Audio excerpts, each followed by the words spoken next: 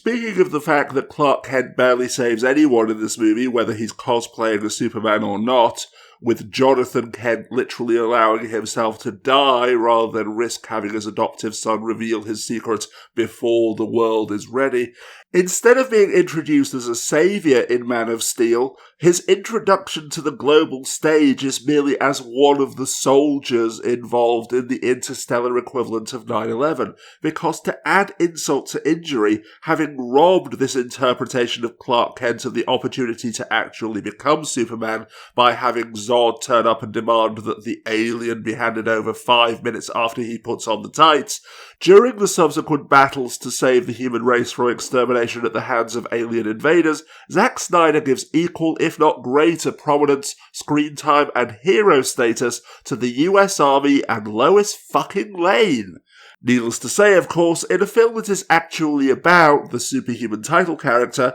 the military and other powerful entities exist only to be pounded into the dirt in order to raise the stakes, so that the actual hero looks even more heroic when they do eventually win. But in this movie, the greater hero is the Colonel, who tries to fight off a Kryptonian warrior with a knife, and is thus respected as a warrior himself by his foe, before he sacrifices himself to destroy the second Terraformer and thus save the world, while on the other hand, the titular Man of Steel, a name born entirely out of Zack Snyder's totally not gay fetish for heroic white manly male muscles, is reduced to the super strong alien who just happens to help out the true heroes of the US military by punching Zod really hard in the face. Because, I mean, it's not as if Superman can save the entire planet by himself, can he?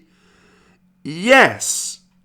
he can. That's kind of the entire point of making a film such as this. So although, from what I hear, this isn't as bad as Michael Bay's series of army fetish porn films that just happen to include a couple of shots which have Transformers in them, it is apparent that Zack Snyder did everything within his power that he could possibly get away with as director to diminish and deny the supposed star of his film, essentially creating the closest thing we will ever find in real life to the episode of Fairly Odd Parents in which the villainous Bronze Kneecap, it's a parody, just roll with it, poses as the director of the Crimson Chin superhero movie to make his arch-nemesis look as bad as possible and turn the public against him, because, as I'll explain in part 3 of this series, Zack Snyder just really resents the entire concept and ideal of Superman. And now God